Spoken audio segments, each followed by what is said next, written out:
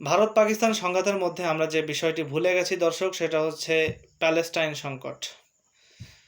আপনাদেরকে আজ কিছু একেবারে সংক্ষেপে কিছু কথা বলবো, সেটা হচ্ছে প্যালেস্টাইনে মানবতার যে সংকট সেটা দিন দিন প্রকট হচ্ছে।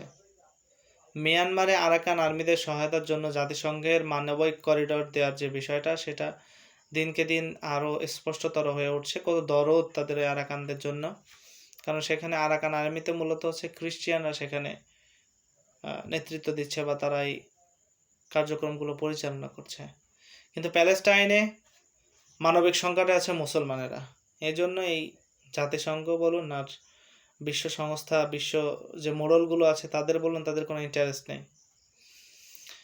63 দিন হয়ে গেছে এই গাজায়, প্যালেস্টাইনে কোনো ত্রাণ ঢুকছে না। পানি সরবরাহ বন্ধ, বিদ্যুৎ সরবরাহ, খাদ্য সরবরাহ বন্ধ করে দেওয়া হয়েছে।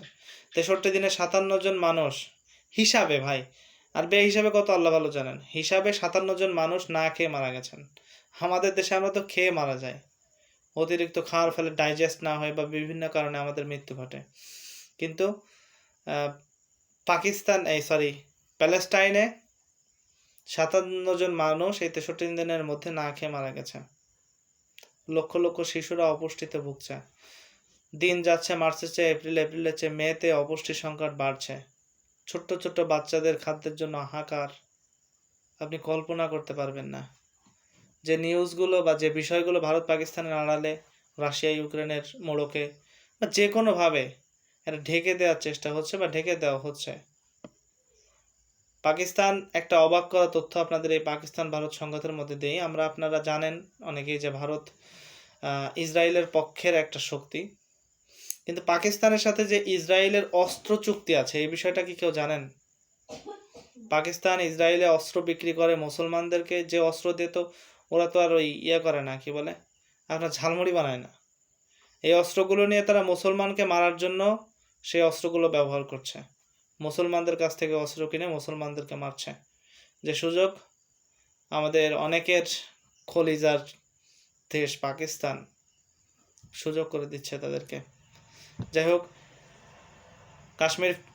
কাশ্মীর ইস্যুতে বা ভারত পাকিস্তান ইস্যুতে আমি চাই না প্যালেস্টাইন এই বিষয়টা আন্তর্জাতিক মহলের দৃষ্টি গোচরতা থেকে হারিয়ে যাক। যত দ্রুত সম্ভব এর একটা স্থায়ী সমাধান যেন আন্তর্জাতিক মহল করেন। এই মানবেতর জীবনযাপন থেকে আমার প্যালেস্টাইনে ভাইরা, শিশুরা যেন রক্ষা পেতে পারেন।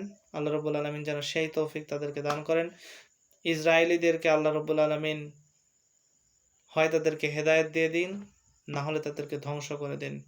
কারণ তারা যে বর্বরতা আমাদের মুসলমান ভাইদের উপরে চালাচ্ছে, সেটা দিনকে দিন আরও অমানবিক, অবর্ণনীয় হয়ে উঠছে। তো এই পর্যন্তই। সবাই ভালো থাকবেন, সুস্থ থাকবেন, প্যালেস্টাইনের পক্ষে থাকবেন। দয়া করে প্যালেস্টাইন নিয়ে কেউ রাজনীতি করবেন না, দয়া করে।